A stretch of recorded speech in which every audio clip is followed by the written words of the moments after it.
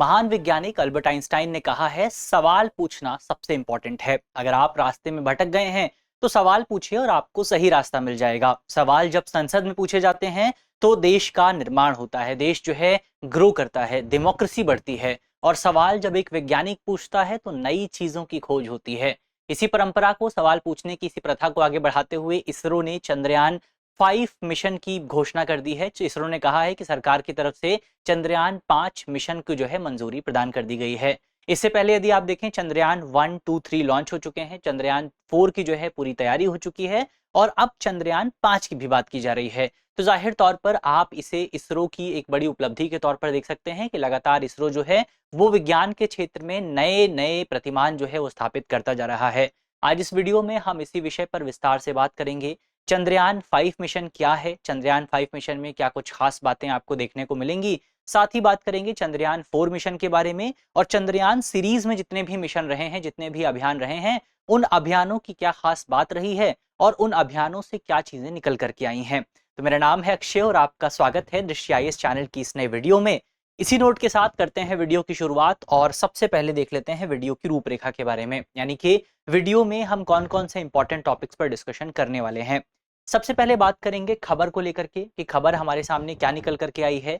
इसके अलावा चंद्रयान 5 मिशन क्या है, मिशन की क्या खूबियत है, क्या खास बात है, उस पर भी गौर करेंगे, उस पर भी डिस्कशन करेंगे। चंद्रयान 4 पर भी बात करेंगे, चंद्रयान 4 मिशन क्या है, चंद्रयान 4 मिशन के तहत कौन कौन से चरण आपके शामिल हैं, कौन कौन से कंपोनेंट आपको देखने को मिलेंगे, उन पर भी बात करेंगे, कौन कौन से मॉड्यूल्स हैं उन पर बात करेंगे। फिर हम बात करेंगे चंद्रयान सीरीज पर, चंद्रयान 1 पर बात होगी, चंद्रयान 2 पर बात होगी, चंद्रयान 3 पर बात होगी। इसके अलावा चंद्रयान मिशन जो है, या खासतौर पर अगर आप देखें तो चंद्रयान 3 से लेकर के चंद्रयान 3 और चंद्रयान 5 जो हैं, ये चंद्रमा के ऐसे हिस्से पर जाने वाले हैं, या चंद्रयान 3 ऐसे हिस्से पर गया है जो कि दिखाई नहीं देता है, यानी कि जहां पर आपको सूरज की रोशनी देखने को नहीं मिलती है। तो अब ऐसे में सवाल उठता है कि आखिर हम चंद्रमा में एक ऐसे क्षेत्र का अध्ययन क्यों कर रहे हैं जहां पर सूरज की रोशनी ही नहीं आती। तो इस सवाल का जवाब भी जो है हम इस स्लाइड में ढूंढने की कोशिश करेंगे। अंत में आपके लिए एक सवाल होने वाला है, जिस सवाल का जवाब आप कमेंट बॉक्स में दे पाएंगे। इसके अलावा ये जो पूरा वीडियो है आपका, ये जो पूरा टॉपिक है जीएस पेपर 3 से जुड़ा हुआ है और आप इसको विज्ञान और प्रौद्योगिकी के सेगमेंट से जोड़ करके देख सकते हैं। तो करते हैं इसी नोट के साथ वीडियो की शुरुआत और सबसे पहले बात करते हैं खबर क्या है। तो खबर की यदि आप बात करें, खबर हमारी बहुत सिंपल सी है। इसरो के जो प्रमुख हैं, कौन है इसरो के प्रमुख, जिनका नाम है वी नारायणन। इसरो के जो अध्यक्ष हैं, इन्होंने घोषणा की है कि केंद्र सरकार की तरफ से चंद्रयान 5 मिशन को मंजूरी प्रदान कर दी गई है, यानी कि सरकार ने चंद्रयान 5 मिशन का जो बजट है उस पर अपनी मोहर लगा दी है। अब सवाल उठता है, केवल खबर में इतना ही है, अब सवाल उठता है कि आपका चंद्रयान 5 मिशन है क्या और मिशन में आपको क्या कुछ खास बातें देखने को मिलेंगी। तो सबसे पहले चंद्रयान 5 मिशन, जैसा कि नाम से ही स्पष्ट हो जाता है कि ये मिशन आपका चंद्रमा की सतह के अध्ययन को लेकर के है। लेकिन इस बार चंद्रयान 5 मिशन के बारे में खास बात क्या है? खास बात यह है कि चंद्रयान 5 मिशन को भारत यानी इसरो अकेले कंडक्ट नहीं करेगा, बल्कि भारत का सहयोग किया जाएगा जापान द्वारा। इस बार भारत जो है जापान के सहयोग से मिलकर के चंद्रयान 5 मिशन को कंडक्ट करने वाला है। तो ये मिशन की एक खास बात आपको याद रखनी है कि भारत जापान के संयुक्त सहयोग से इस मिशन को कंडक्ट करेगा। इसके अलावा इस मिशन की अगर आप बात करें, इसमें आपको पुराने मिशन की तरह एक रोवर और एक लैंडर देखने को मिलेगा। लेकिन पुराने मिशन की तुलना में इस बार खास बात यह है कि जो हमने लैंडर लॉन्च किया था चंद्रयान 3 मिशन में, उस लैंडर का जो वजन था वो मात्र 25 किलोग्राम के आसपास था। लेकिन चंद्रयान 5 मिशन में जो हम लैंडर लॉन्च करने वाले हैं, उसका जो वजन होगा वो 250 किलोग्राम के आसपास होगा। इसका क्या मतलब हुआ? इसका मतलब ये हुआ कि इस बार हम ज्यादा इक्विपमेंट भेजने वाले हैं चंद्रमा पर, और ज्यादा इक्विपमेंट का मतलब है कि हम बड़ा अध्ययन करने वाले हैं। तो हम अध्ययन करेंगे किसका? तो चंद्रयान 5 जो मिशन है उसके तहत मुख्य तौर पर चंद्रमा की सतह पर जो बर्फ मौजूद है, चंद्रमा में जो है, चंद्रमा को बहुत सारे हिस्सों में आप डिवाइड कर सकते हैं। तो चंद्रमा की सतह पर एक हिस्सा वो है जो कि परमानेंटली शैडोड रीजन कहा जाता है, यानी कि जहां पर आज तक सूर्य की रोशनी नहीं पहुंची है। और सोच करके देखिए कि जिस जगह पर आज तक सूर्य की रोशनी नहीं पहुंची है, वहां पर इसका मतलब यह है कि ऊष्मा भी नहीं है। ऊष्मा नहीं है तो बर्फ के पिघलने की संभावना नहीं है, तो बर्फ अभी भी उसी रूप में मौजूद है। तो चंद्रयान 5 मिशन का प्राथमिक उद्देश्य जो होने वाला है वो यही है कि चंद्रमा की सतह पर जो परमानेंटली शैडोड रीजन है, उन रीजन्स में आइस की खोज की जाए, बर्फ की खोज की जाए, पानी के रूप में जो बर्फ मौजूद है उस बर्फ की खोज की जाए, ताकि भविष्य में अगर हम कोई मिशन लॉन्च करते हैं चंद्रमा पर, अगर हम वहां पर कोई कॉलोनी बनाते हैं, अगर हम वहां पर कोई बस्ती बनाते हैं, तो उस बस्ती को सस्टेन करने के लिए हमारे पास पानी मौजूद रहे। तो ये बेसिकली इस पूरे मिशन का प्राथमिक उद्देश्य होने वाला है। तो अब यहां से आपसे सवाल पूछा जा सकता है कि चंद्रयान 5 मिशन जो है उसका उद्देश्य क्या है? चंद्रयान 5 मिशन का उद्देश्य है बर्फ के रूप में पानी की खोज करना। कहां पर खोज करना? जो चंद्रमा का परमानेंटली शैडोल्ड रीजन है वहां पर पानी की खोज करना। अब लौट करके आते हैं चंद्रयान 5 मिशन पर, हमने बात कर ली है। इसके पूर्व पहले वाले मिशन पे बात करते हैं, चंद्रयान 4 मिशन। अगर आप देखें तो जैसे चंद्रयान 5 मिशन का भी एक उद्देश्य है, उसी तरीके से चंद्रयान 4 मिशन का भी एक उद्देश्य है। चंद्रयान 5 का उद्देश्य है कि परमानेंटली शैडोड रीजन में पानी की खोज करना। चंद्रयान 4 का उद्देश्य है कि चंद्रमा की सतह से नमूने एकत्र करना, सैंपल एकत्र करना और उस सैंपल को वापस पृथ्वी की सतह पर लेकर के आना। तो ये किसका उद्देश्य है? ये 4 का उद्देश्य है। अब सवाल आपके सामने कैसे बनेंगे? सवाल आपके सामने बन सकते हैं, मान लीजिए आपका मैच द फॉलोइंग्स आपके सामने आ सकता है कि चंद्रयान 2 लिखा हुआ है आपके सामने, उसका उद्देश्य लिखा है। चंद्रयान 3 लिखा हुआ है, उसका उद्देश्य है। चंद्रयान 4 लिखा है, उसका उद्देश्य है। चंद्रयान 5 के सामने 5 का उद्देश्य है। आपसे सवाल पूछा जा सकता है कि इनको मैच करिए। तो इस तरीके से सवाल आपको बनाते हुए आगे चलना है। तो चंद्रयान 4 का उद्देश्य क्या है? 4 का उद्देश्य है कि आपको पृथ्वी पर जो है चंद्रमा की सतह से नमूने वापस लेकर के आने हैं। अब ये जो चंद्रयान 5 मिशन है इसके 5 मॉड्यूल्स आपको देखने को मिलेंगे। कितने मॉड्यूल्स हैं? 5 मॉड्यूल्स आपको देखने को मिलेंगे। हर एक चरण के लिए एक मॉड्यूल यहाँ पर निर्धारित किया गया है। तो चंद्रयान 4 के 5 मॉड्यूल्स कौन से हैं? पहला आपका मॉड्यूल है propulsion module. Propulsion module basically आपका चंद्रमा, जो रॉकेट है, जो रॉकेट चंद्रयान 4 को लेकर के जाएगा, उस रॉकेट को लॉन्च करने से संबंधित है। तो प्रोपल्शन मॉड्यूल में रॉकेट को लॉन्च किया जाएगा। रॉकेट को लॉन्च करने के बाद अगला है आपका डिसेंडर मॉड्यूल। अब डिसेंडर मॉड्यूल का क्या मतलब है? हमारा जो मिशन होने वाला है, हमारा जो रोवर होगा या जो स्पेसक्राफ्ट होगा, वो चंद्रमा पर जाने के लिए बहुत ज्यादा गति से यात्रा करेगा। हम जो अपनी कार चलाते हैं, सामान्यतः गाड़ी चलाते हैं 50 किलोमीटर, 60 किलोमीटर, 70 किलोमीटर, लेकिन जो आपके रोवर्स होते हैं, जो आपके एयरक्राफ्ट्स होते हैं, वो हजारों लाखों किलोमीटर की गति से यात्रा करते हैं। अब आप सोच करके देखिए कि आप जिस गाड़ी को 80 किलोमीटर की गति से चला रहे हैं, उस गाड़ी को रोकने के लिए आपको बहुत ज्यादा मेहनत करनी पड़ती है, आपको ब्रेक लगाना पड़ता है। उसी तरीके से आपका जो वाहन 1 लाख किलोमीटर की गति से यात्रा कर रहा है, लाखों किलोमीटर की गति से यात्रा कर रहा है, उस वाहन को आप एक बार में नहीं रोक सकते हैं। उस वाहन को रोकने के लिए आपको एक मैकेनिज्म की जरूरत पड़ती है। धीरे धीरे आपको ब्रेक लगाना पड़ता है, धीरे धीरे आपको स्पीड कम करनी पड़ती है, आपको जो है रिवर्स जो है पावर लगानी पड़ती है। तो इस पूरे मैकेनिज्म को जिस मॉड्यूल में रखा जाएगा वो है आपका डिसेंडर मॉड्यूल, यानी कि नीचे लाने वाला मॉड्यूल। इसके बाद मान लीजिए आपने रॉकेट लॉन्च कर दिया, आपने रॉकेट को डिसेंड करवा दिया, रॉकेट को आपने चंद्रमा की सतह पर उतार दिया, वहां से आपने नमूने भी एकत्र कर लिए, लेकिन अब वापस आपको लॉन्च करना है, वापस आपको उड़ना है, आपको अंतरिक्ष में जाना है। इसके लिए अलग से एक मॉड्यूल है जिसका नाम है एसेंडर मॉड्यूल। तो एक डिसेंडर मॉड्यूल है जो कि नीचे लेकर के आएगा, एक असेंडर मॉड्यूल है जो कि ऊपर लेकर के जाएगा। इसके अलावा ट्रांसफर मॉड्यूल है। ट्रांसफर मॉड्यूल का मतलब यह है कि आपका एक रोवर है, एक लैंडर है। जो आपका रोवर है वो चंद्रमा की सतह से नमूने एकत्र करेगा, फिर वापस ऊपर जाएगा और वापस ऊपर जाकर के वो जो है अपना जो नमूना उसने एकत्र किया, जो सैंपल उसने इकट्ठा किए हैं, वो सैंपल ट्रांसफर करेगा एक दूसरे एयरक्राफ्ट में। और वहां से फिर वो जो दूसरा एयरक्राफ्ट है वो री एंट्री मॉड्यूल का इस्तेमाल करेगा। री एंट्री मॉड्यूल का इस्तेमाल करते हुए पृथ्वी के वायुमंडल में दोबारा से प्रवेश करने की कोशिश करेगा। तो ये आपका चंद्रयान 4 मिशन की हमने बात की कि चंद्रयान 4 मिशन में आपको कौन कौन से कंपोनेंट देखने को मिलने वाले हैं और हर कंपोनेंट का क्या काम होगा उसकी भी हमने बात की। अब बढ़ा जाए आगे, बातचीत करते हैं। लेकिन आगे बढ़ने से पहले एक इंपॉर्टेंट सूचना है आपके लिए। सूचना ये है कि हमारा नोएडा वाला जो कैंपस है, नोएडा वाली जो क्लासेस है, वहां पर ISGS foundation prelims plus mains course की जो है शुरुआत आपको देखने को मिल रही है। ऑफलाइन बैच है, कक्षा में आपकी पढ़ाई होगी, क्लास आपको जाना पड़ेगा, बेहतर ढंग से आपको मार्गदर्शन मिल पाएगा। और हिंदी माध्यम का जो अगला बैच है 26 मार्च से शुरू हो रहा है और अंग्रेजी माध्यम का अगला बैच 8 अप्रैल से शुरू हो रहा है।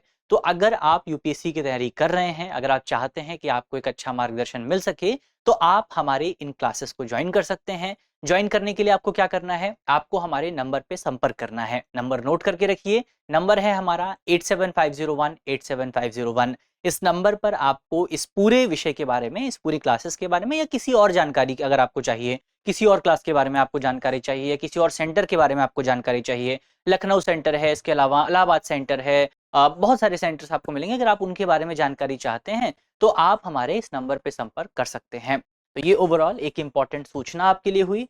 अब बढ़ा जाए आगे, बातचीत की जाए चंद्रयान सीरीज के बारे में, यानी कि चंद्रयान सीरीज में आपको हमने चंद्रयान सीरीज में चंद्रयान 4 पे बात कर ली है, चंद्रयान 5 पे बात कर ली है। अब हम बात करेंगे चंद्रयान 1, 2 और 3 पर। इनका क्योंकि ये लॉन्च हो चुके हैं तो इनका इनका जो रिजल्ट रहा है वो भी हमारे सामने है, तो हम इनके रिजल्ट को भी डिस्कस करेंगे। सबसे पहले बात करते हैं चंद्रयान 1 के बारे में, जो कि चंद्रमा पर भारत का पहला मिशन था। कब लॉन्च किया गया? साल 2008 में चंद्रयान 1 को लॉन्च किया गया था। इस किसने लॉन्च किया था ये तो हम सभी जानते हैं, इसरो द्वारा लॉन्च किया गया था, इंडियन स्पेस रिसर्च ऑर्गेनाइजेशन। कौन से रॉकेट से लॉन्च हुआ था? तो इसको पीएसएलवी यानी कि पोलर सैटेलाइट लॉन्च व्हीकल के माध्यम से लॉन्च किया गया था। इसके अलावा प्रकार क्या है? प्रकार है इसका ऑर्बिट मिशन। ऑर्बिट मिशन का मतलब यह है कि चंद्रयान 1 को जब हमने लॉन्च किया था तो चंद्रयान 1 में हमारा उद्देश्य ये नहीं था कि हम चांद की सतह पर उतरेंगे। हमारा जो प्राथमिक उद्देश्य था चंद्रयान 1 के माध्यम से वो केवल और केवल इतना था कि हमें एक उपग्रह को चंद्रमा की कक्षा में स्थापित करना है। तो क्या था ये आपका एक ऑर्बिट मिशन था। उद्देश्य क्या था इसका? इसका उद्देश्य था चंद्रमा की सतह का अध्ययन करना और डेटा एकत्र करना, लेकिन चंद्रमा की सतह पर उतरना नहीं था। हम चंद्रयान 1 में चंद्रमा की सतह पर उतरे नहीं थे, हमने केवल एक कक्षा में उपग्रह स्थापित किया था, इसीलिए इसको एक सफल मिशन माना जाता है। इसके अलावा मून इंपैक्ट प्रोब की अगर आप बात करें तो चंद्रमा के दक्षिणी ध्रुव के पास एक नियंत्रित क्रैश भी हमें कराना था।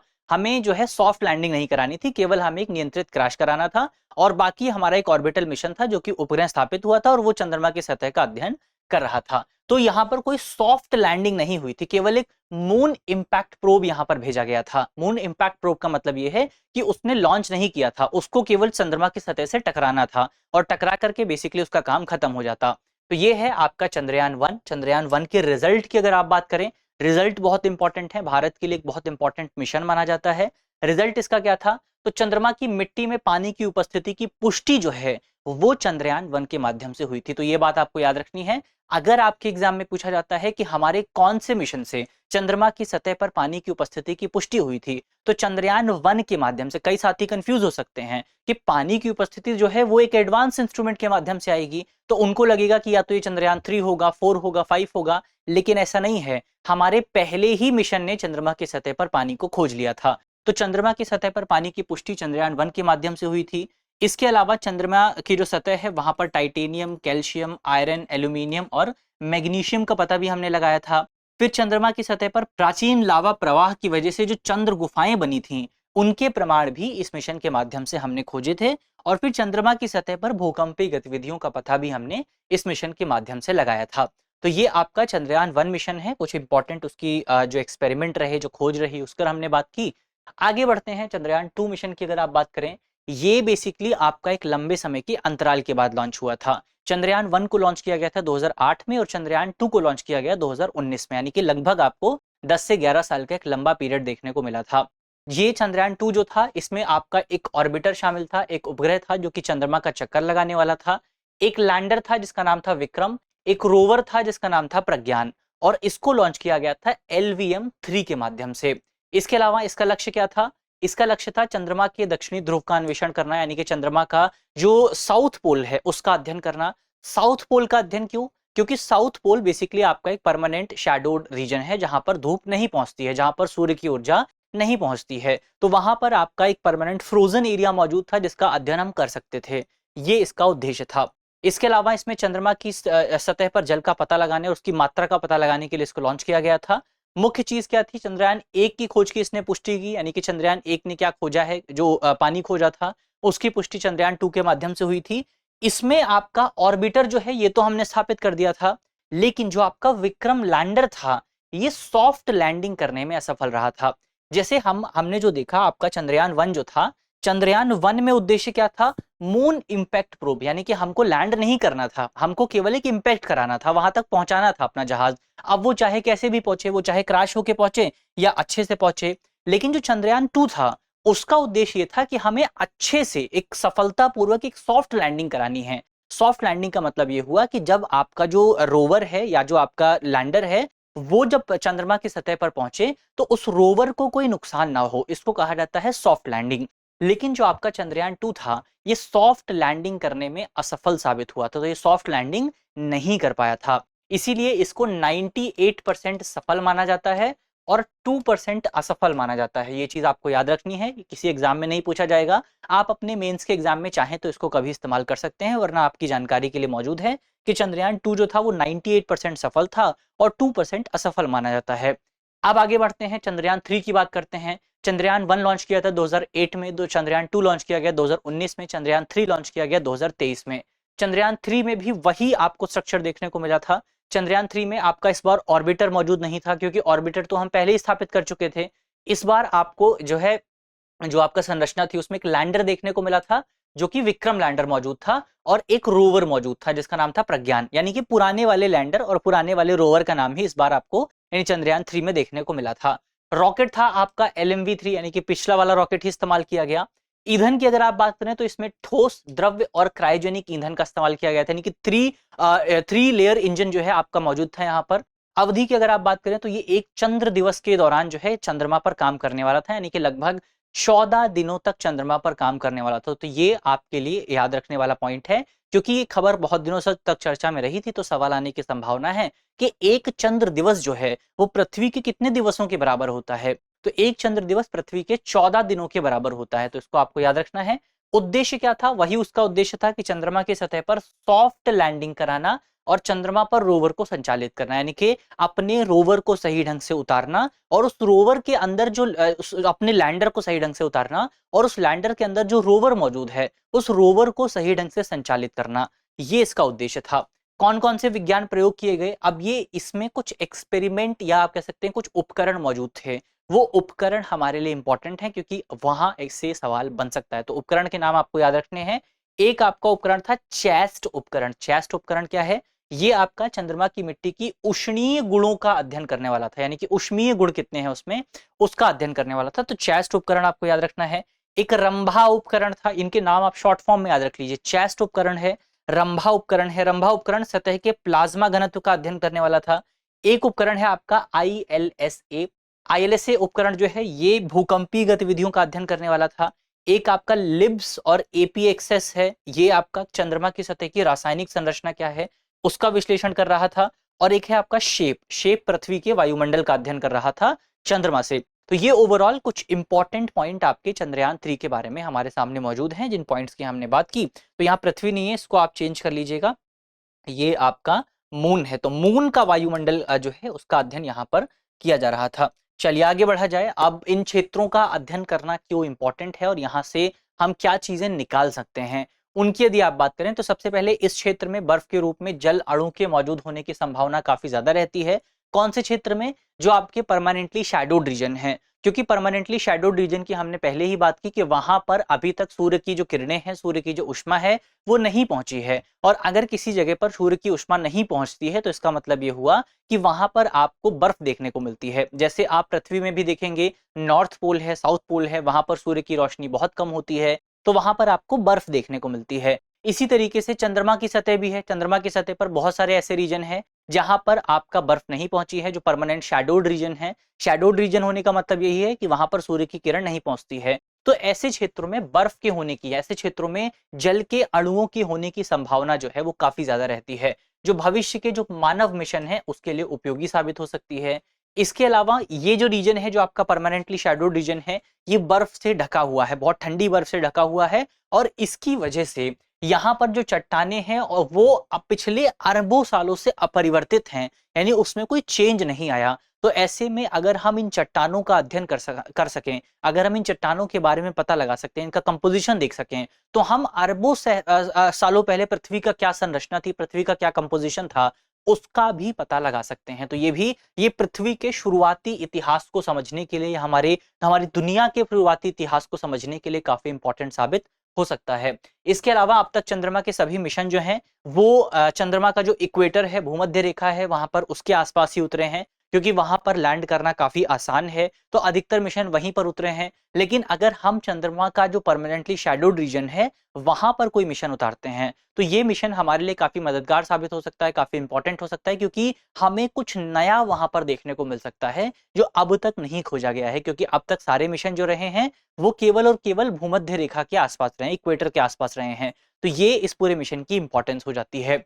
अब यहाँ पर हमारा जो करंट अफेयर का टॉपिक है वो होता है समाप्त। अंत में आपके लिए एक सवाल है, जिस सवाल का जवाब आपको कमेंट बॉक्स में देना है। सवाल में आपसे पूछा गया है कि चंद्रयान श्रृंखला के तहत कौन सा मिशन चंद्रमा की सतह से नमूने एकत्र करने से संबंधित है। हमारे ऑप्शन है, option A Chandrayaan 2, option B Chandrayaan 4, option C Chandrayaan 3 और ऑप्शन डी चंद्रयान 1। तो इसका सही जवाब क्या है वो आपको जल्दी से कमेंट बॉक्स में बताना है। मुझे उम्मीद है कि इस वीडियो में हमने जितने भी इंपॉर्टेंट टॉपिक डिस्कस किए हैं वो आपको समझ में आए होंगे। और यदि आपको वीडियो अच्छी लगी है तो वीडियो को लाइक कीजिएगा, वीडियो को शेयर कीजिएगा अपने दोस्तों के साथ, अपने साथियों के साथ, अपने परिवारजनों के साथ। मिलते हैं आपसे अगले वीडियो में, तब तक के लिए अपना ख्याल रखिए, ध्यान रखिए, पढ़ते रहिए। धन्यवाद।